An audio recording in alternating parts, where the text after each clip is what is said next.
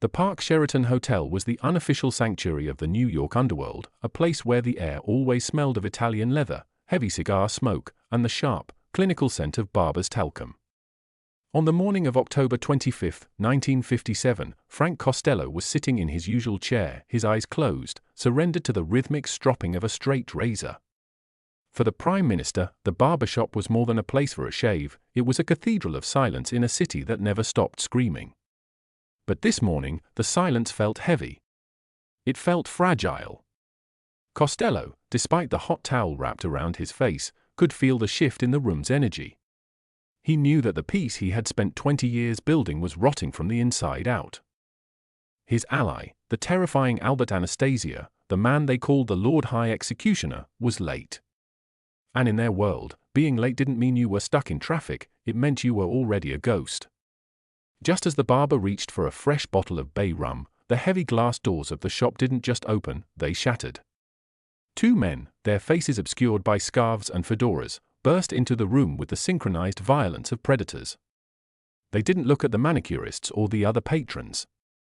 They moved with a singular, lethal focus toward the row of chairs.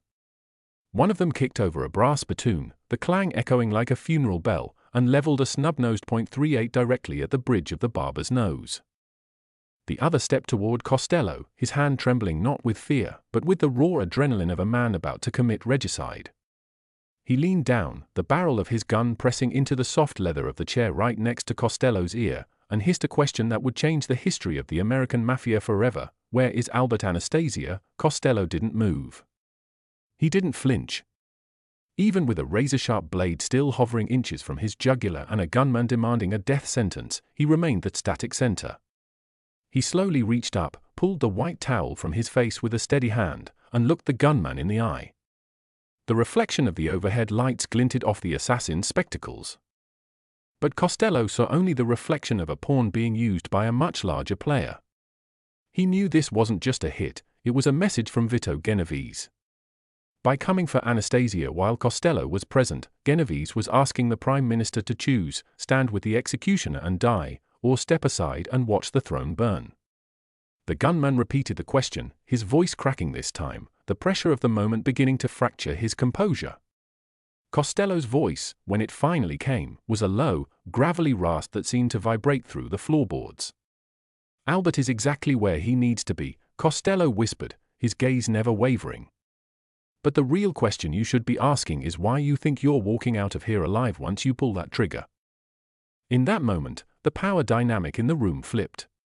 Costello was unarmed, trapped in a barber's chair, and surrounded by assassins, and yet, he was the one in control. He understood the psychology of the trigger. A hitman is only dangerous as long as he believes his target is afraid.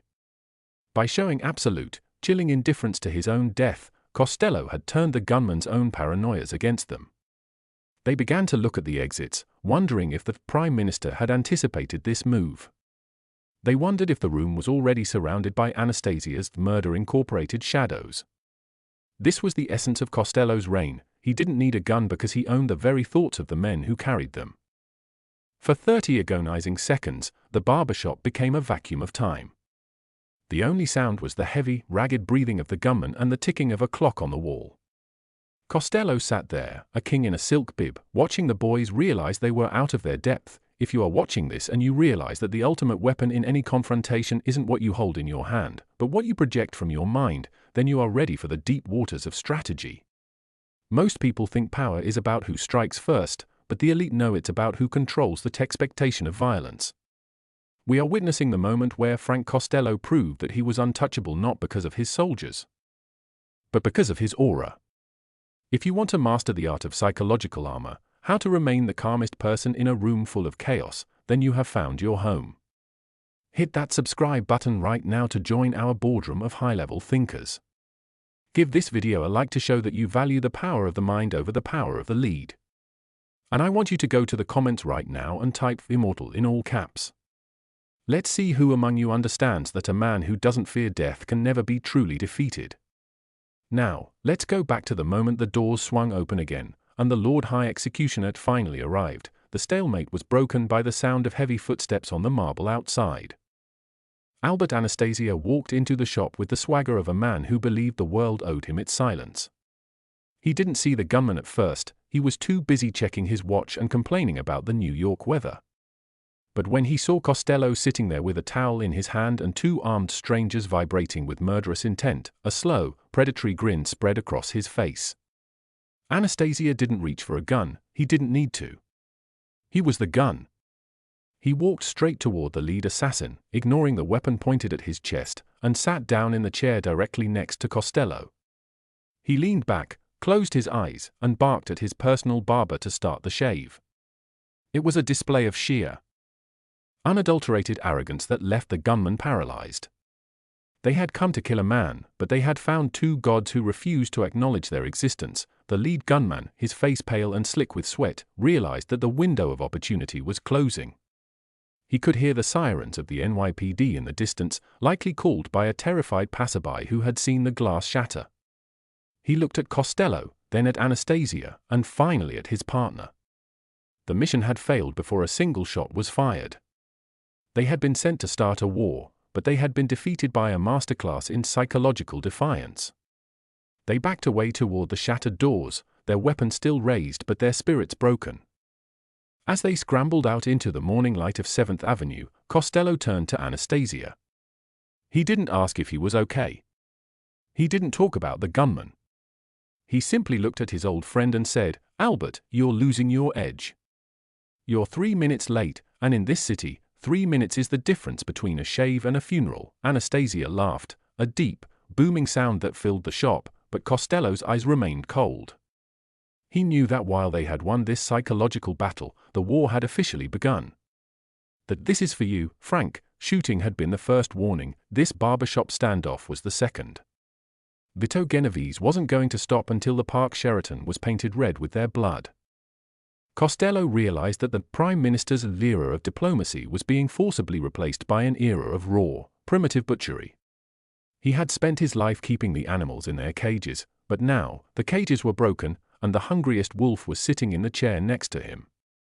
As the police began to swarm the hotel lobby, Costello stood up, brushed the stray hairs from his suit, and walked toward the exit.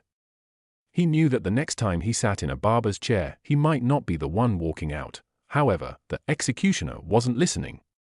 Anastasia was convinced of his own invincibility, a fatal flaw that Costello had spent years trying to temper.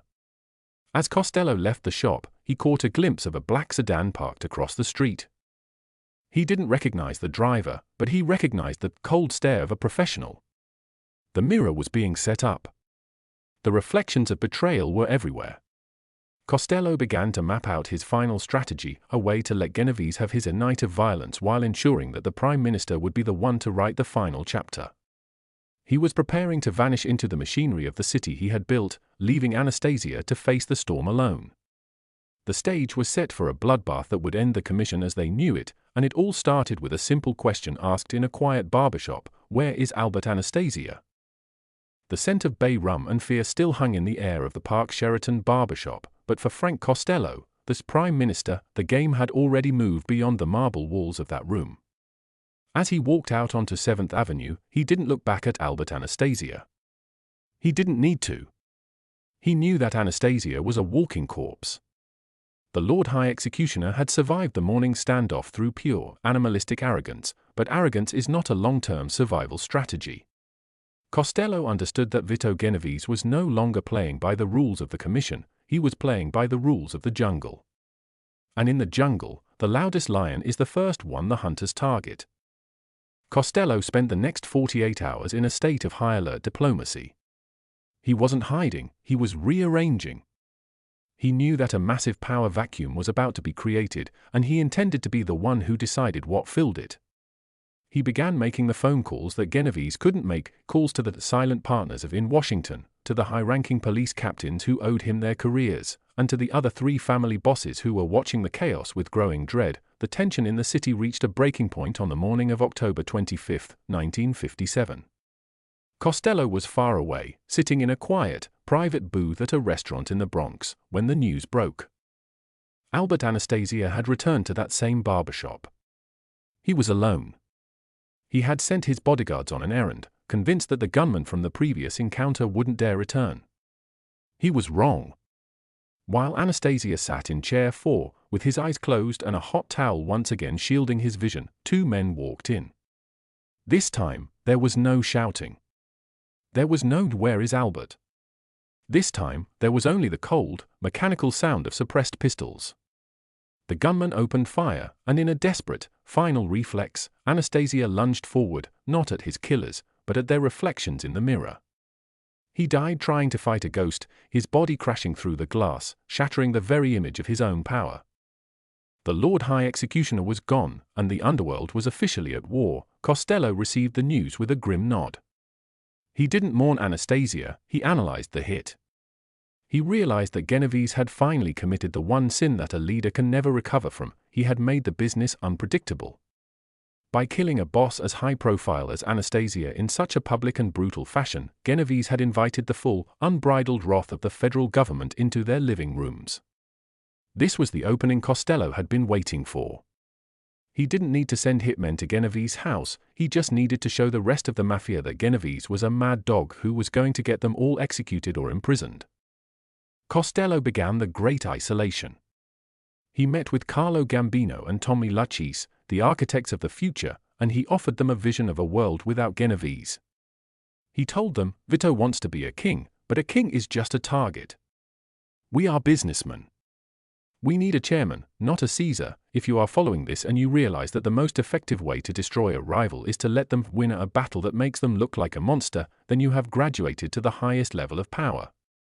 Most people would have tried to save Anastasia or avenge him with more blood. But the Prime Minister knew that Genovese's victory was actually his death warrant. By killing Anastasia, Genovese had proven he was too dangerous to lead. If you want to learn how to turn an opponent's strength into their ultimate weakness, how to sit back and watch as your enemies destroy their own reputations through their own violence, then you are in the right place. Subscribe to this channel right now to learn the moves that the history books are too afraid to print. Give this video a like to honor the man who won the war without firing a shot. And I want you to go to the comments right now and type "Chessmaster" in all caps. Let's see who among you understands that the board is always bigger than the piece you're currently looking at. Now, let's see how Costello delivered the final invisible blow to the man who thought he had won. Vito Genovese was celebrating. He had removed Costello from the streets, he thought, and he had buried Anastasia. He called for a massive, nationwide meeting of all the bosses in Appalachian, New York. He wanted to be crowned Capo di Tutti Capi, the boss of all bosses. He wanted the world to kneel. But Frank Costello was the one who controlled the intelligence of the city. He knew the meeting was happening. He knew the location. And he knew exactly which state troopers were looking for a promotion. Costello didn't snitch in the traditional sense, he simply withdrew the protection. He made sure that the usual payoffs didn't reach the right hands. He ensured that the shield he had maintained for 20 years was momentarily lowered.